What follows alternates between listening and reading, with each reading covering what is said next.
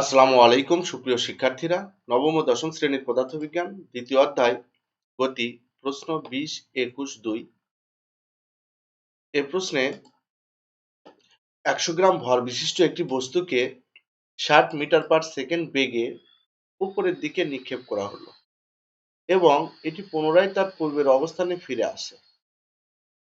ঠিক ওই মুহূর্তে 1 কেজি ভর বিশিষ্ট অপর একটি বস্তুকে 180 মিটার ছাদ থেকে ফেলে দেওয়া হলো। তো বিষয়টা হচ্ছে আমাদের এইরকম, আমরা একটা চিত্র দেখি যে এই যে একটি উপরে থেকে ফেলে দেওয়া হয়েছে এবং একটি নিচে থেকে নিক্ষেপ করা হয়েছে এইরকম। তো এখানে ক নম্বর প্রশ্ন হচ্ছে ভার্নিয়ার ধ্রুবক কি? এটা আমরা পূর্বে অনেক প্রশ্নে করেছি, এটা আর করার দরকার নেই। অভিকর্ষ ত্বরণের মাত্রা ব্যাখ্যা করো। অভিকর্ষ ত্বরণ হলো অভিকর্ষ বলের প্রভাবে মুক্তভাবে পরন্ত বস্তুর ত্বরণকে অভিকর্ষ ত্বরণ বলে।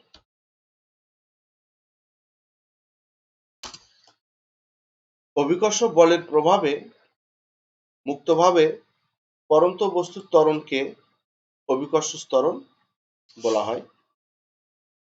যেহেতু অভিকর্ষ ত্বরণের এক প্রকার ত্বরণ, সুতরাং অভিকর্ষ ত্বরণের মাত্রা ত্বরণের মাত্রা একই হবে। ত্বরণ এটা হলো বেগ ভাগ সময়। তাহলে বেগের মাত্রাকে সময়ের মাত্রা দ্বারা ভাগ করলে আমরা ত্বরণের মাত্রা পাবো। আবার বেগ হলো সরণ ভাগ সময়ের মাত্রা। তাহলে বেগকে ভাঙলে আমরা পাই সরণ ভাগ সময় এর মাত্রা গুণ সময়ের মাত্রা। তাহলে সময়ের মাত্রা স্কয়ার, এখানে আমরা সময় স্কয়ার দিতে পারি, সময়ের না দিয়ে সময় স্কয়ার। আমরা সরণের মাত্রা জানি এল এবং সময়ের মাত্রা টি স্কয়ার। তাহলে অভিকর্ষ ত্বরণ জি এর মাত্রা হবে এল টি ইনভার্স 2। এর পরের প্রশ্ন হচ্ছে গ নাম্বার, প্রথম বস্তুটি কত সময় শূন্যে ভেসে থাকবে? তাহলে প্রথম বস্তুটিকে 60 মিটার পার সেকেন্ড বেগে উপরের দিকে নিক্ষেপ করা হলে এটি পুনরায় আবার ভূমিতে ফিরে এসেছে, অর্থাৎ যাওয়া এবং আসা তার সরণ হবে 0। এখানে আদিবেগ ইউ ইকুয়াল দেওয়া ছিল, অর্থাৎ নিক্ষেপের সময় বেগ ছিল 60 মিটার পার সেকেন্ড, বিচরণকাল টি। আমরা জানি সারা উপরের দিকে নিক্ষিপ্ত বস্তুর বিচরণকাল ইকুয়াল টু 2u ভাগ জি। এটা আমরা কোথায় থেকে পাই?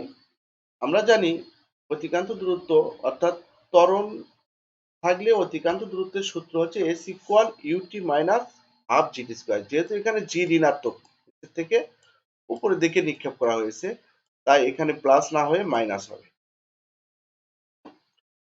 এবং ধারা উপরের দিকে নিক্ষিপ্ত বস্তুর ক্ষেত্রে সে যে পথে যাবে আবার এ পথেই ফিরে আসবে, এক্ষেত্রে তার সরণ হবে 0। অর্থাৎ সরণ 0, আর এখানে 2 লসাগু করলে পাই ইউটি মাইনাস জিটি স্কয়ার। এই 2 আর 0 গুণ করলে আমাদের 0ই হবে। জিটি স্কয়ার পার করে দিলে আমরা পাই GT square equal to UT. উভয় পক্ষ থেকে একটা টি আমরা বাদ দিয়ে দিলাম। সরি, এখানে একটু ভুল হয়েছে, এখানে 2 হবে। তাহলে এখানে আমরা লসাগু করলে পাই, এই 2 লসাগু করলে এখানে 2 ইউটি মাইনাস জিটি স্কয়ার, এই 2 দ্বারা এই 0কে গুণ করলে 0ই হবে। জিটি স্কয়ার আমরা পার করে নিয়ে আসতে পারি, GT square equal to 2 UT. উভয় পক্ষ থেকে একটা করে টি আমরা কেটে দিলাম, তাহলে আমরা T equal to pi 2u ভাগ জি।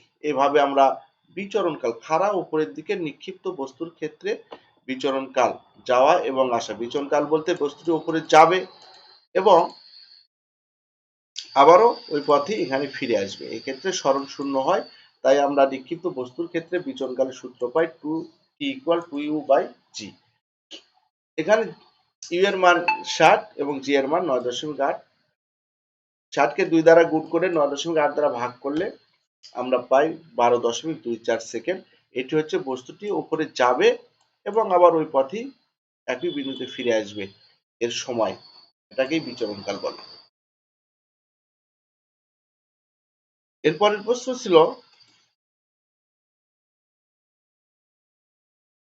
ভূপৃষ্ঠ হতে কত উচ্চতায় বস্তু দুটি মিলিত হবে।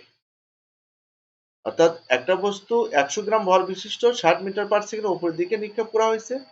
এই একই সময়ে 1 কেজি ভরের অপর একটি বস্তুকে 60 মিটার পার সেকেন্ড বেগে উপরের দিকে নিক্ষেপ করা হলো। আর একই সময়ে 1 কেজি ভরের একটি বস্তুকে 160 ছাদ থেকে ফেলে দেওয়া হয়েছে, নিচের দিকে ফেলে দেওয়া হয়েছে। তো আমরা মনে করি এই ছাদের উচ্চতা ছিল 180 মিটার। 180 মিটার।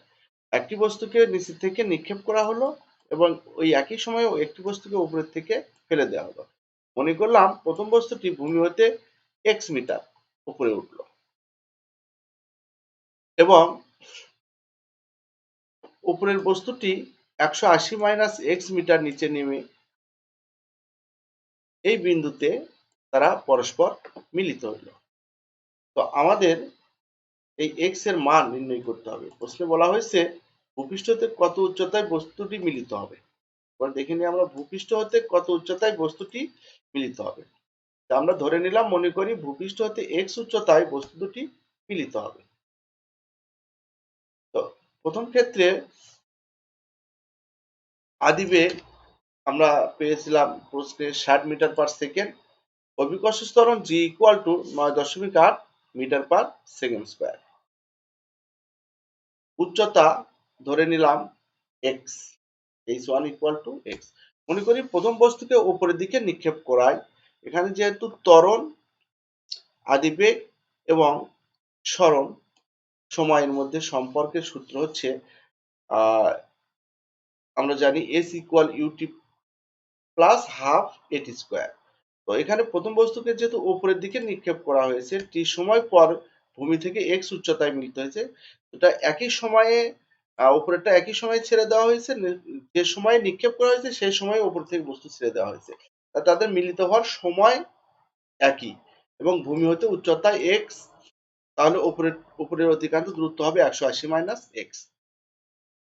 টি সময় পর ভূমি থেকে x উচ্চতায় বস্তু দুটি মিলিত হবে। তো প্রথম ক্ষেত্রে আমরা জানি s equal UT plus half AT square, কিন্তু এক্ষেত্রে আমরা s কে h1 ধরেছি, u কে u1 ধরেছি, t এখানে t হবে, এখানে প্লাস না হয়ে মাইনাস হবে, কারণ নিচের থেকে উপরের দিকে নিক্ষেপের ক্ষেত্রে ত্বরণের মান ঋণাত্মক হয়, g এর মান ঋণাত্মক হওয়ার কারণে এখানে মাইনাস হাফ জিটি স্কোয়ার হবে।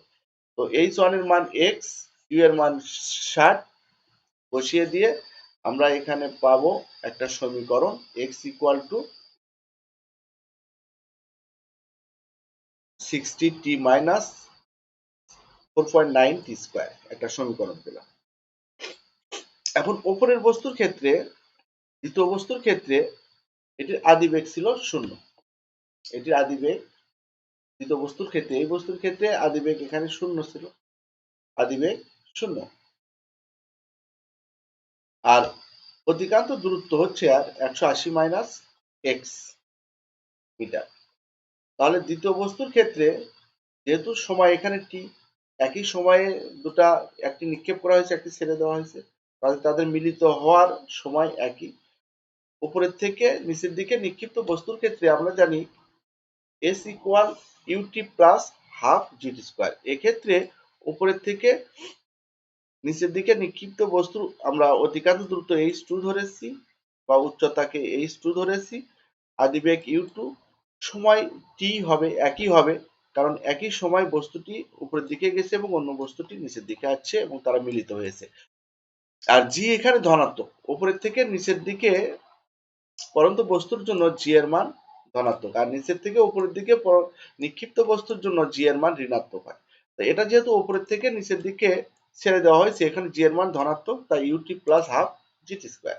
এখানে আমরা h2 এর মান 180 মাইনাস এক্স, ইউ এখানে 0, ইউ কে 0 কে টি দ্বারা গুণ করলে 0ই হবে, হাফ জি, জি এর মান 9.8 টি স্কয়ার। তো এখানে আমরা একটি সমীকরণ পেলাম 180x মাইনাস 4.9 টি স্কয়ার। এটা 2 নং সমীকরণ। তো এখানে আমাদের x এর মান নির্ণয় করার জন্য আমরা 1 ও 2 নং সমীকরণ যোগ করে পাই। 1 ও 2 নং সমীকরণ আমরা যোগ করে দেব। 1 ও 2 নং সমীকরণ যোগ করে পাই x প্লাস 180 মাইনাস x। এটা 1 নং সমীকরণ x ছিল বাম পক্ষ, এবং 2 নং সমীকরণ বাম পক্ষ 180 মাইনাস x। 1 নং সমীকরণের বাম পক্ষ আমাদের 4.9 টি স্কয়ার ছিল, এবং 2 নং 1 নং সমীকরণ আমাদের কোনটা দেখি। 1 নং সমীকরণ ছিল 60 মানে 4.9 টি স্কয়ার সম্ভবত। 1 নং সমীকরণ ছিল x ইকুয়াল 60t মাইনাস 4.9 টি স্কয়ার, আর 2 নং সমীকরণ ছিল 180 minus x equal to 4.9 T square. তো আমরা যোগ করে দিলাম, 1 ও 2 যোগ করে দিলাম, এখানে x x কেটে যায়। বাবা, আমাদের তো x এর মান বের হচ্ছে না, t এর মান বের হবে এখানে। x x কেটে যাবে, x x কেটে গেলে 4.9 টি স্কয়ার, 4.9 টি স্কয়ার কেটে যাবে, থাকবে 180 equal to t equal to 180 by 60। 180 কে 60 দ্বারা ভাগ করলে t ইকুয়াল টু t। তাহলে 1 নং সমীকরণে t এর মান বসিয়ে দিলে আমরা এখন x এর মান পেয়ে যাব। 1 নং সমীকরণ ছিল x equal to ut minus 4.9 T square. এখানে t এর মান 3 বসিয়ে দিলে আমরা পাই 180 মাইনাস 40.1। 180 থেকে 40.1 বিয়োগ করলে আমরা পাই 135.9 মিটার, অর্থাৎ ভূমি হতে 135.9 মিটার উচ্চতায় মিলিত হবে। সময় লাগবে 3 সেকেন্ড, অর্থাৎ বস্তুদ্বয় 3 সেকেন্ড পর ভূমি থেকে 135.9 মিটার উচ্চতায় মিলিত হবে।